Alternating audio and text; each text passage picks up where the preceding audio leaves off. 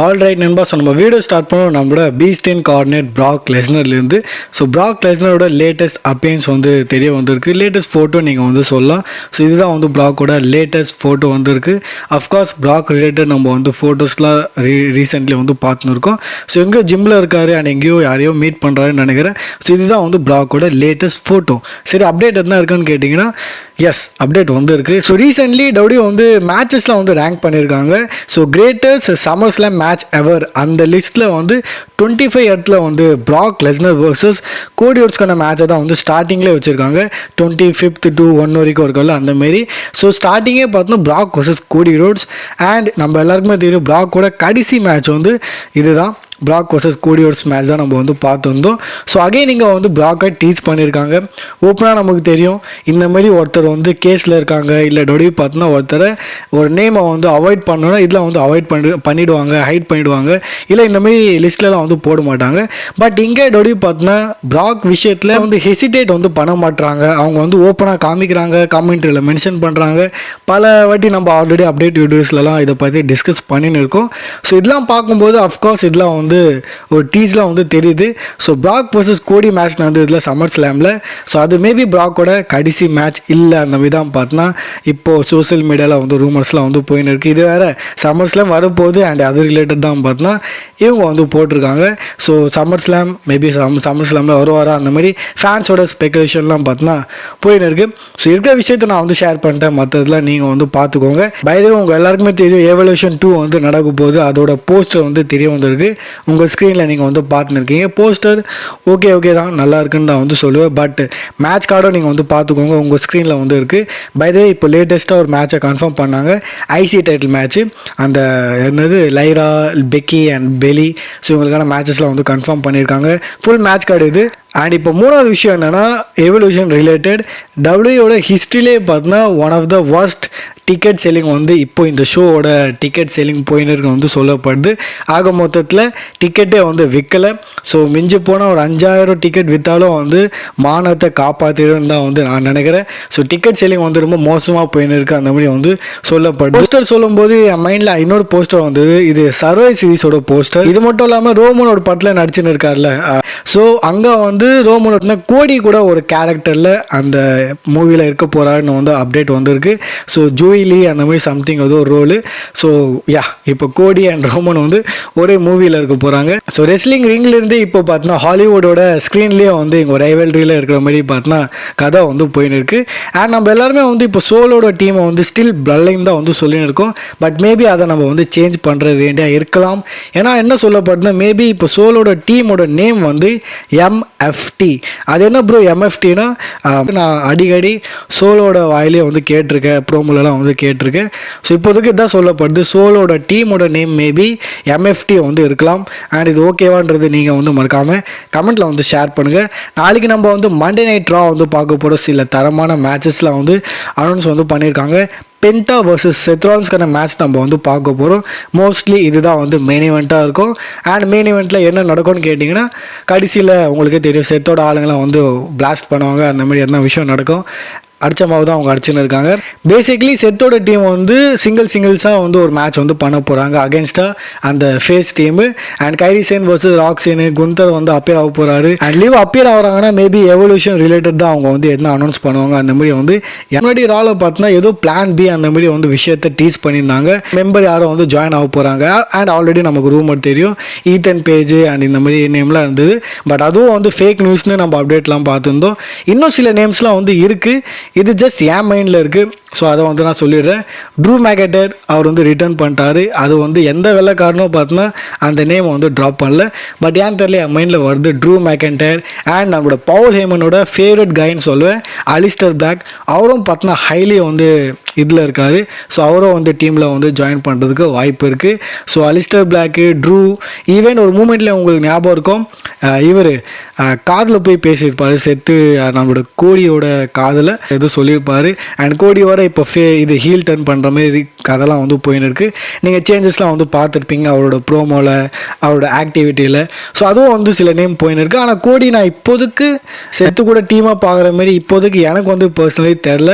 அது என்னோட தனிப்பட்ட கருத்துன்னு வந்து சொல்லுவேன். பை த வே பென்டா வந்து தன்னோட நெக்கோட டேட்டோ வந்து ஷேர் பண்ணியிருக்காரு. அண்ட் இது பார்க்க எப்படி இருக்குன்றது நீங்கள் தான் வந்து கமெண்ட்டில் ஷேர் பண்ணணும். டேட்டோ சொல்லும் போது இன்னொரு ஃபோட்டோ பார்த்துருந்தேன்.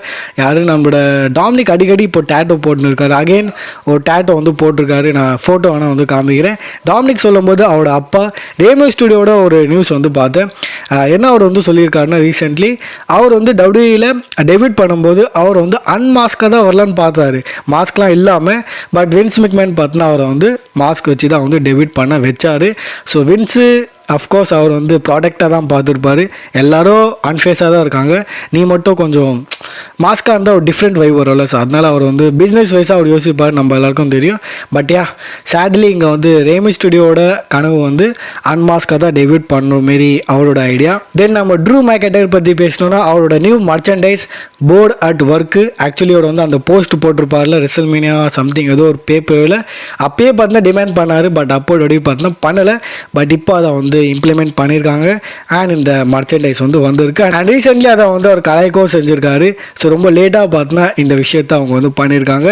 அப்படியே அட்வர்டைஸும் வந்து பண்ணுறாரு தன்னோட டிஷர்ட்டை. அண்ட் சொன்னால் ஷாக் ஆவீங்க, பட் ரீசென்ட்லி பார்த்தீங்கன்னா மர்ச்சன்டைஸோட சேலிங்கில் கேரன் கிராஸ் வந்து டாப்பில் போயிருக்காரு. அஃப்கோர்ஸ் நம்பர் 2ல் இருக்காரு, நம்பர் 1ல் ஜே ஊசோ இருக்காரு. பட் என்னோட கண்ணு பார்த்தீங்கன்னா கேரன் கிராஸில் தான் இருக்குது. ஐ மீன் இந்த மனுஷன் ஒன்றுமே இல்லை, சடன்லி இப்போ பார்த்தீங்கன்னா நம்பர் 2ல் இருக்கிறது வந்து ரொம்ப நல்லா இருக்குது பார்க்க.